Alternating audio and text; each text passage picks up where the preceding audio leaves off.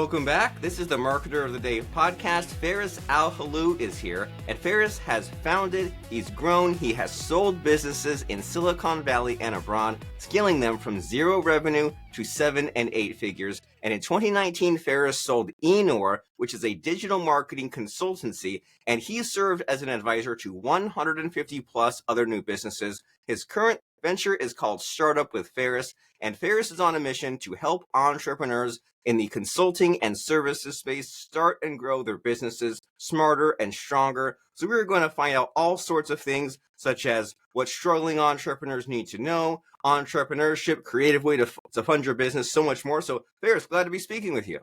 Hey, Robert, thank you so much for having me. Looking forward to it. Same. And so we introduced you a little bit, but what are you all about? What's the elevator pitch for Mr. Feras, and what makes you stand out? What makes you unique? Sure. Hey, moved to the Valley here, Silicon Valley, back in 1998. Worked through the startup scene. In 2003, I was a VP in a tech company, cutting edge at the time. And then I had the dreaded notice of getting laid off. That was hard. It was difficult. So I empathize with those who are getting laid off these days in across all industries, not just tech. So I got into this entrepreneurship right after that layoff, about a couple months after I got the notice. And I wasn't really thinking of starting my own business, but the job market was really dry. So tried to look for another job. I had a young family at the time, sort of, going from the highs of high to the lows of low. What do I do? What do people think of me? Why me? What happened? Did I mess up? All those emotions, all those feelings were going around. But ran across a friend of mine who was about to start a business. So we partnered and we said, let's go and do this entrepreneurial thing. And it turned out to be a good thing for us. We struggled a lot. Happy to share some stories, but it turned out to be a very good thing for us over the years. Well, wonderful. And life is about struggle, right? And there's always that fear of, should I take the risk? Should I quit my Silicon Valley job and start my own business? But even that's not guaranteed, right? You never know if you will be laid off or a company will go under, or if you'll have to switch companies or change careers. Anyway, life is about change. And so if someone wants to take that entrepreneurial journey, and if they have that itch, then they should go for it. And so how does someone know if there's someone that should make this transition? Say someone is where you were in early 2000s in Silicon Valley, and they say, I've done all these things, but should I start my own company? Like, what's involved? How hard is it? How does someone know if they should take that leap? A lot to unfold there. So if you have an idea and you've been thinking about this idea on the weekends, after hours, when you're driving, if you're just walking around the block, if you work remote these days, if you have this idea, do some vetting. See who else is offering this solution that you have in mind.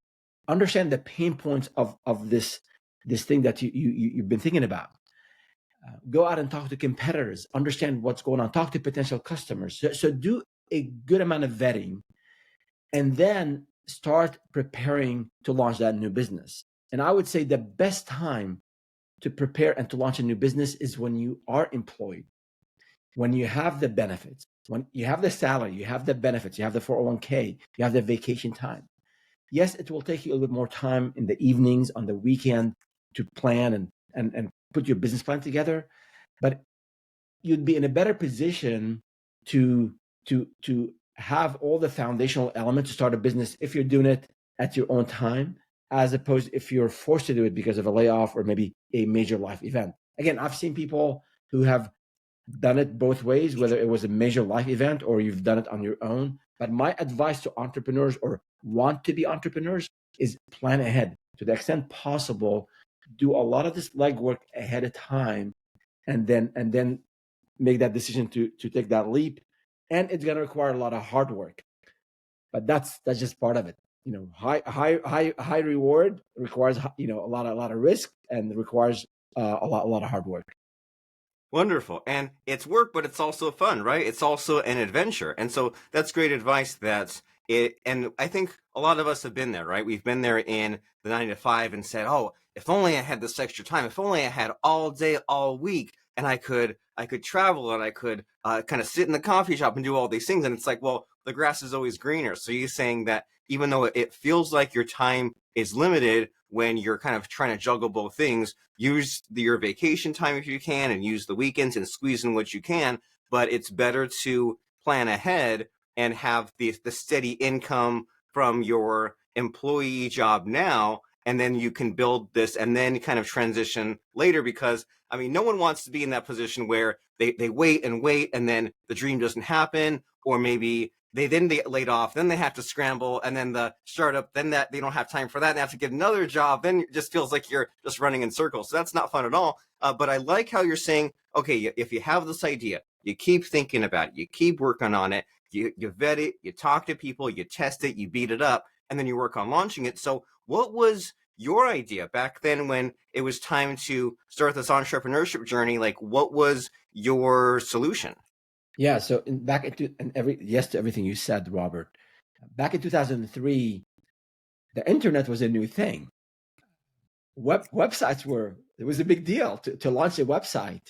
It was a really big deal. Today, you can go on any of these services. You can go to GoDaddy and launch a site in probably 5-10 minutes, right? At the time, it was a big deal. Online marketing, getting listed on top of Google, or paid or organic, that was a big thing. So we got into that area very quickly. And it was hard to convince people. Initially, in my startup, in the tech startup I was in, we were pitching to Fortune 500, the AT&Ts and the Coxes and the Comcast of the world. And then I had to do a sort of a mental, a mindset shift here. And now I have to provide for my family. So we started to knock on doors, local businesses, my dentist, local restaurants, everyone I could talk to, and convincing those business owners that, hey, I can get to leads through the internet was something crazy. No one believed in us. And this is part of hard work and learning new skills. I didn't do any sales prior to that first startup. So we got a whole lot of rejections. As a matter of fact, we had 5 rejections the very first day we decided to go out and knock on doors. And it was devastating. I laugh about it now, but I almost cried that night. It was really hard. Like, what did I get myself into? My business partner and I, and then, you gotta just get up after you fall, and start up in life in general. That resilience is important. And then when we sold that first project, that first website, small Greek restaurant down the street here in Santa Clara, still around, $1,400. It took us 3 months to deliver this simple website. But when we closed that deal, Robert, it is the most amazing feeling. Like, so talking about feeling good about your own business, like it's the direct fruit of your direct labor. So from that sense, entrepreneurship is very rewarding. It's a struggle up front. Anyone who can tell you can be a millionaire over a weekend or in a couple of months, it's nonsense. You got to work hard. You don't have to work hard for the rest of your life, but at one phase, at one season in your life, you got to put a lot of time and effort, but you see the fruit of your labor, and it's very rewarding, not just financially, but also the team that you've assembled, the culture that you've created, the clients you've helped. All of those are amazing feelings that at least I'm thankful for, I'm grateful for. Excuse me. Yeah, and that is wonderful to hear about. Just the fun, the magic, the excitement of that. And yeah, and so it seems like there's some lessons in there that it took me way too many years to learn, that it seems like you learned too, that how important it is to talk to people that need what you want, and even just like kind of doing the hard labor, the legwork. And you're making me think that, like, back in those days that I was around too, and I was building an email list, and I keep thinking, like, when I had a list of like 1,000, 5,000, if I had individually spoken to those people just 10 a day, 20 a day, that could have really accelerated things. And I think what held me back early on was, like you're saying, where you talk to a handful of people and they all say no, because your numbers have to be like 50 people to even get a slight maybe, 100 people to maybe even get like, this could be one, and then 300 or maybe even more just to get like one sale in there, and then repeat the process. But it's like, if we know that that's the math equation, if we know that there's this input and that's output, and that it's a lot of work up front, but then you smooth out your process over time, then that can be a lot more fun. And so you sold some of these websites, and then what grew from there? How did the business then expand? So the first 2 years, Robert, were very, very challenging. Um, it was hard to sell. It was hard to, we were learning that stuff as we were selling. A lot of changes in the industry. It took a lot of convincing. I didn't know sales, so I had to go through a lot of courses, listen to CDs, take notes on how to handle objections. So I think for entrepreneurs, it's not just the technical area, the domain that you know really well. You need to know that, of course, because you are a trusted advisor, especially in the services and consulting space. But you also have to learn other skills. So you have to learn soft skills, how to communicate, how to listen, how to read people's reactions, and then and follow up and all that good stuff. And then I think the other part, so hard skills, your domain knowledge, soft skills, and then the mindset shift that has to happen. When you work in a company, small or large, you don't do all the functions. You don't do sales, you don't do marketing. I mean, if you're technical, you don't do HR, you don't do project management. When you're the business owner, when you are the entrepreneur, you have to wear all those hats. So that mindset of learning, that mindset of taking some risk, that mindset of going to a networking event and you've never done any networking events and you don't know what to say, like all that is really in the mind, is that I want to make it happen. I want to be successful. So I have to be out there. I have to take some risk. And you can build all those muscles, whether it's resilience, whether it's taking risk, whether it's be comfortable with the unknown, with unknowns. All of those you can take small steps toward mastering all of this. And then you can start pitching to larger customers and maybe pivoting and then maybe niching down. And that's what we did. Is we started with online marketing, and then we ended up actually building a company abroad to support us where it was more economical for us to hire there. We grew it to about 40, 45 people there. And then we ended up pivoting into a very highly specialized niche within digital marketing, and that's analytics. And we grew that and became one of the top, actually globally, one of the top certified Google partners in that very niche area in digital marketing analytics. And then we sold that business back in 2019 to Dentsu, the global media giant. So a lot of pivots, a lot of failures. It was never an overnight success, despite what you see on YouTube. It does take a lot of work, but you put your head to it. You put your heart into it. You pivot where you need to. You learn from your mistakes. You'll learn from the mistakes of others, and then you're more likely to succeed. I love it. This pivoting is a nice idea because it makes the path doable, right? Like you couldn't have just that didn't really exist in 2003, 2004, right? That whole analytics thing, like AdWords was brand new, and so you said, well, we started off with a simple solution, so to speak, which is a website, and you got clients, and you figured it out, and you figured out the sales aspect and the delivery aspect, and then as you amass these clients, then you looked for other problems they had, more sort of specialized solutions, and then that grew into this other kind of, I imagine, higher price, higher value, scaled, Absolutely. more complex, harder problem that you solve, and you grew from there. And you say that you built the muscle, and you kind of separated this into, there's the hard skills, which is the like a technical what you do. There's the soft skills like the sales and the marketing, and then there's that inner mindset, the resilience and having a good attitude and self-motivation. And that's kind of, I think that's helpful to kind of separate that out and say like, okay, well, what is needed, or what kind of person do I need to become in order to be this like kind of this business owner, this better person, this entrepreneur. And it reminds me of like, when you're in school, and it's easy to get to be like to get like a C grade or like a B minus. But then in order to get to like a B plus A, it's like the amount of extra work is like huge just for that little extra boost. But it's like, well, you can choose to stay at a C and kind of be average, or you can kind of push on and build the muscle and do this extra work. And that's a decision to make, right? Like, is it worth it doing 10 times the work to get like 0.5 times the increase, well, it is if you want to get there. And so you scaled this business, you sold it, and were there any sort of like secrets with that? Like, was selling it something that was like a long-term goal? Was it a surprise? How, because like that's a big kind of bucket list item, right? So how did you get to this sold business? Yeah. And again, yes to everything you mentioned there, Robert. Really good summary. I mean, I want to just one more thing that will answer your question. In terms of one thing that's really important for entrepreneurs, and I've been talking about this on my live streams the last few weeks, is there's one mistake that I see almost all business owners do. And in a way, they're proud of it.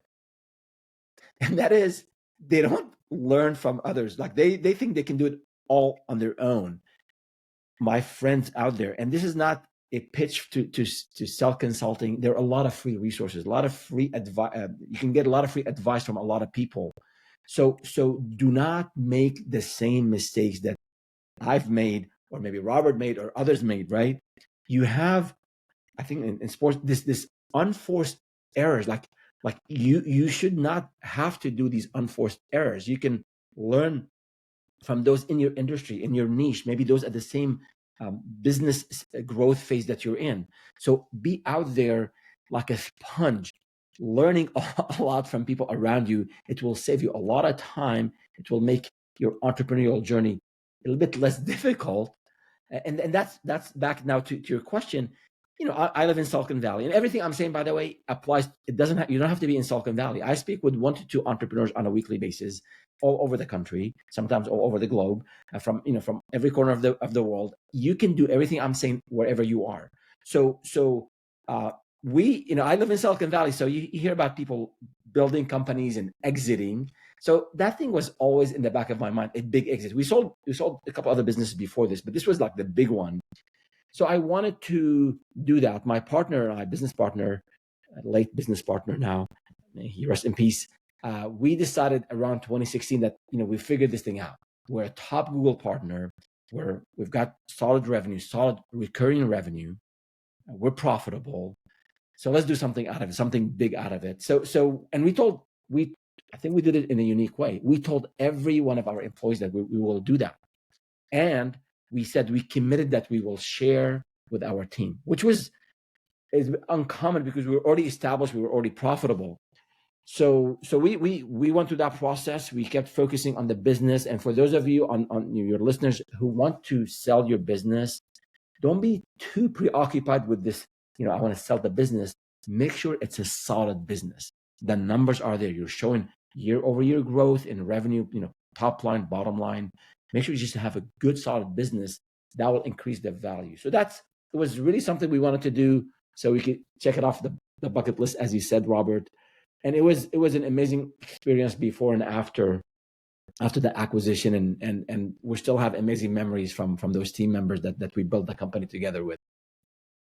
Amazing. And there's some good lessons in here, right? That you're saying that it's important to have your numbers solid. It's important to always be learning so that way you can avoid some of these mistakes. And then it's important to do the networking and be talking to people and just doing all these things, probably doing more than you ever thought you had to, but having all the different ingredients so that way you can get to where you want to go. So you sold the company and you moved on to greener pastures. And what have you done since then? I know you have the book, you mentioned the live stream. So what is present day Feras all about? Sure. Yeah. So I stayed a couple of years with the acquirer and made sure the integration and the new company is all doing well. And then we were hit with COVID. So that delayed things a little bit. But yeah, in September 2021, I left and took a little bit of time to just reflect on the last 25 years or so.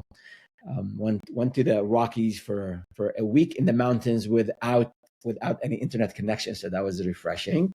Something I do actually on an annual basis. But then I've always wanted to dedicate some time to nonprofit. So for the most of 2022 and part of 2023, I actually did a lot of pro bono work. And again, I'm fortunate that I was able to do that to help a number of nonprofits with the stuff that I think I'm good at in terms of management, in terms of building and growing a business, in terms of a lot of the nonprofits don't have the means. They don't need money sometimes. They just need someone to give them maybe a good marketing plan, or maybe just help them with their marketing automation process. So I did that through maybe mid 2023, and then gradually phased out of that. And then we built, my business partner and I, Eric, we started this startup with Feras venture, Feras spelled Feras, where we have our website, we produce content and a daily newsletter, and then we have the YouTube channel where we produce content on all things entrepreneurship. So basically, those of you who are want to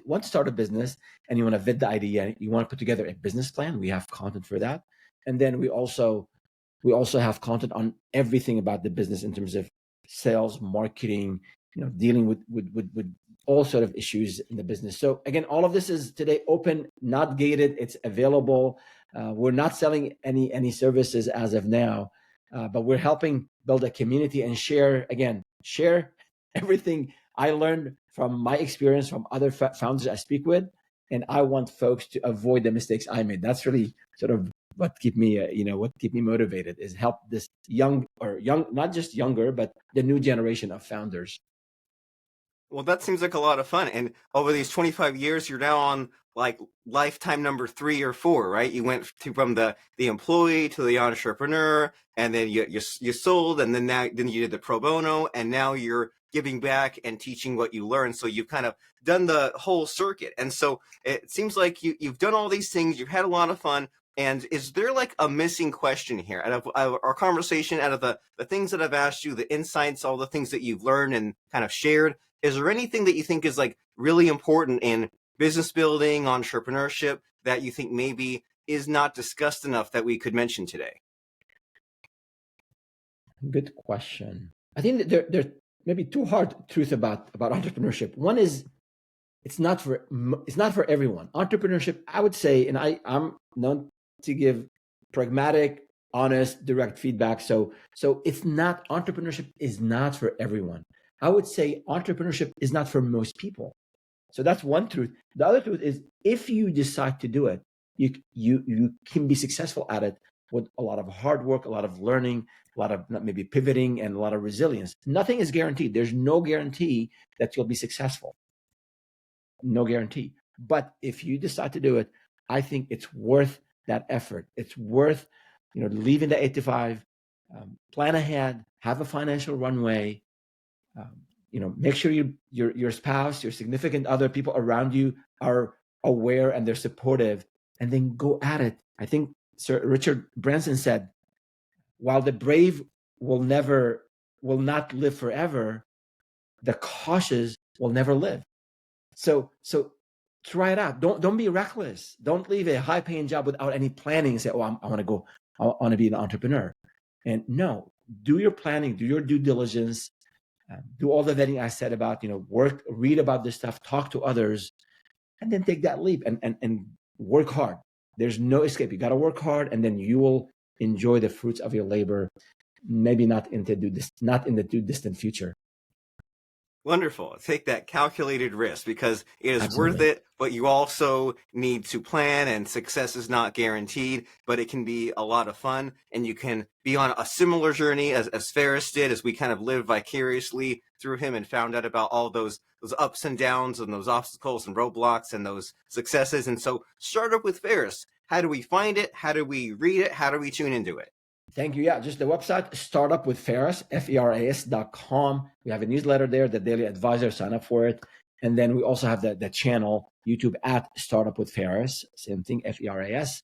Yeah, check it out. Leave us a comment. I do have a live stream every Wednesday at 10 a.m. Pacific, 1 p.m. Eastern, where we cover a topic around entrepreneurship. And then we answer the questions that come to us throughout the week. So yeah, if you have any question, free advice, just join us. You can, again, join us live, or just send us the question ahead of time, and we will answer it on those Wednesday calls.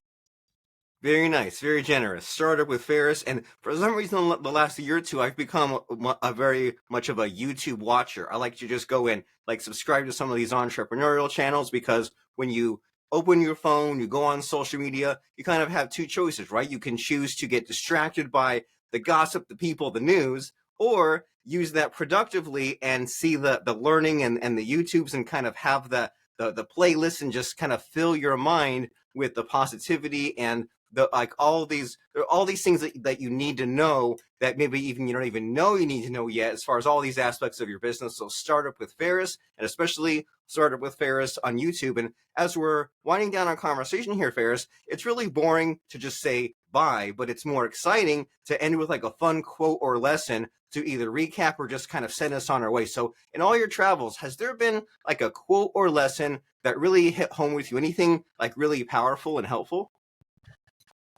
A lot of quotes, powerful quote. Yes, Ralph Waldo Emerson, he said, life, I'm maybe misquoting, but life, I'm maybe paraphrasing, life is not about just being happy. It's about being honorable, being useful, and being compassionate. So my advice to entrepreneurs is, and even if you're not an entrepreneur, work hard, make money. I'm a capitalist at heart. I want to make as much money as anyone else. At the same time, I think you want to be of service to others. You want to help others along the way. A lot of people help us. You want to be compassionate. You want to be kind. You want to have strong bonds in relationships. That's really what matters at the end of the day. So work hard and make a whole lot of money, but at the same time, share with others. Share your wealth, share your knowledge. Be out there for others. We do need it as in our families, in our society, as a country. I think we would benefit a lot from just living with a purpose and living with this life of service and help to others.